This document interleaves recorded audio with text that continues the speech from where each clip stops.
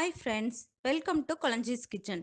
இன்னைக்கு நம்ம பார்க்க போகிறது மருத்துவ குணம் நிறைந்த கஷாயம். இதுக்கு எலுமிச்சை, கற்பூரவள்ளி இலை, துளசி, இஞ்சி இந்த மாதிரி மருத்துவ குணம் நிறைந்த பொருட்களை நான் பயன்படுத்த போகிறேன். ஃபஸ்ட்டு நம்ம இதுக்கு என்னென்ன பொருட்கள் தேவைன்னு நம்ம பார்க்கலாம். கற்பூரவள்ளி இலை, துளசி இலை, இஞ்சி, மஞ்சப்பொடி, சீரகம், மிளகு, எலுமிச்சை. இந்த ஒரு எலுமிச்சத்தை நான் சாராக எடுத்து வச்சுருக்கேன்.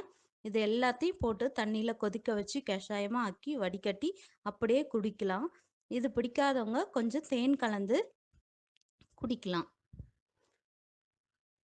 நம்ம எடுத்து வச்சுருக்க மிளகு, சீரகம், இஞ்சி இது மூணுத்தையும் இடி உரலில் போட்டு நல்லா நசுக்கிக்கணும்.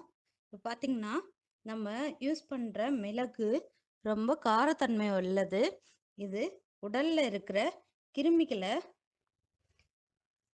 நீக்கும், ப்ளஸ் தொற்று நோய் ஏற்படாமல் நம்மளை காப்பாற்றும், பிபிலாம் குறையறதுக்கு உதவும். நான் ஒரு பாத்திரத்தில் 4 கிளாஸ் தண்ணி வச்சு சுட வச்சுருக்கேன்.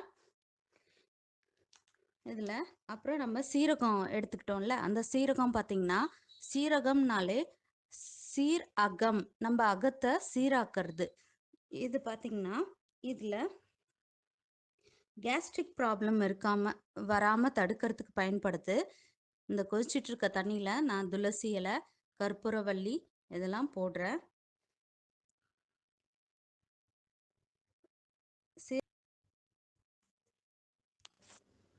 துளசி இலையும் கற்பூர இலையும் போட்டுட்டேன். துளசி, மிளகு, எலுமிச்சை இது மூணுத்தையும் கஷாயமாக வச்சு குடித்தா மலேரியா காய்ச்சல் கூட போயிடும்.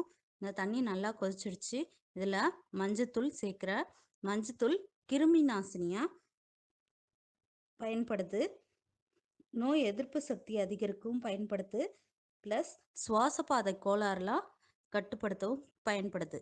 இப்போ இடித்து வச்சுருக்க மிளகு, சீரகம், இஞ்சி இதை போட்டிருக்கேன்.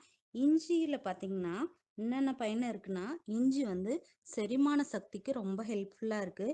பெயின் ரிலீவராகவும் பயன்படுது. நமக்கு இந்த பீரியட்ஸ் டைமில் பெண்கள் இஞ்சி சாப்பிடும் போது அந்த பெயின்லாம், வயிற்று வலியெல்லாம் குறைக்கும். இந்த தண்ணி நல்லா கொதிச்சிடுச்சு. இதில் நம்ம இப்போ லெமன் சாறை ஆட் பண்ண போகிறோம். பார்த்திங்கன்னா லெமன்றது ஒரு கனிகளின் அரசன் சொல்லுவாங்க. லெமன் ஹைட்ரேஷன் ஆகாமல் இருக்கிறதுக்கு ரொம்ப பயன்படுது, ப்ளஸ் வியர்வை நாற்றத்தையும் நம்ம உடம்புல ஏற்படாமல் தடுக்குது. இப்போ இந்த தண்ணி நல்லா கொதிச்சிட்ருக்கு. இதை நம்ம ஒரு பாத்திரத்தில் வடிகட்ட போகிறோம். நான் ஒரு கிளாஸ் டம்ளரில் துணி போட்டு வடிகட்டுறேன்.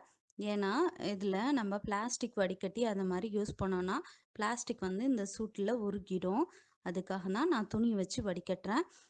அப்படி நீங்கள் துணி இல்லைன்னா நீங்கள் சில்வர் வடிகட்டி வச்சுருந்தாலும் அதில் வடிகட்டி எடுத்துக்கோங்க. இது ரொம்ப சூடாக இருக்கும், பார்த்து கவனமாக வடிகட்டுங்க. ப்ளஸ் இந்த மாதிரி கஷாயங்கள்லாம் நம்ம முன்னோர்கள் நிறையா நமக்கெல்லாம் வச்சு கொடுத்துட்டு இருந்தாங்க. அதெல்லாம் முன்னாடி சாப்பிட்டுட்டு இருந்தோம். இப்போல்லாம் நம்ம அதெல்லாம் மறந்துட்டோம். அதனால தான் இந்த மாதிரி கஷாயங்கள்லாம் பயன்படுத்தும் போது நோய் எதிர்ப்பு சக்தியும் நம்ம உடம்புல இம்ப்ரூவ் பண்ணுறதுக்கு இதை யூஸ் பண்ணலாம். ப்ளஸ் சளி, ஜுரம், காய்ச்சல் இதெல்லாம் வராமல் பாதுகாக்கலாம். சளி, இரும்பல், காய்ச்சல் இதெல்லாம் வராமல் தடுக்கிறதுக்கும் இந்த மாதிரி கஷாயங்கள் வச்சு குடிக்கலாம். இப்போ நல்லா வடிகட்டிட்டேன். இது ரொம்ப சூடாக இருக்குது, என்னால் பிடிக்கவே முடியல. பார்த்து கவனமாக வடிகட்டுங்க. நான் வடிகட்டிட்டேன். இப்போ எடுத்துட்டு இதில் தேன் கலந்து குடிக்கலாம்.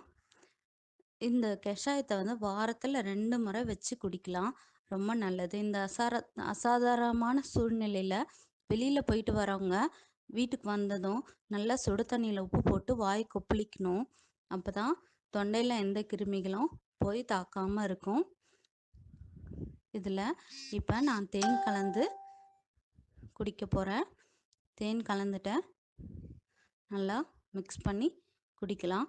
இந்த வீடியோ உங்களுக்கு பிடிச்சிருந்ததுன்னா லைக் பண்ணுங்கள், ஷேர் பண்ணுங்கள், மறக்காமல் சப்ஸ்கிரைப் பண்ணுங்கள். தேங்க்யூ ஃபார் வாட்சிங். தேங்க்யூ.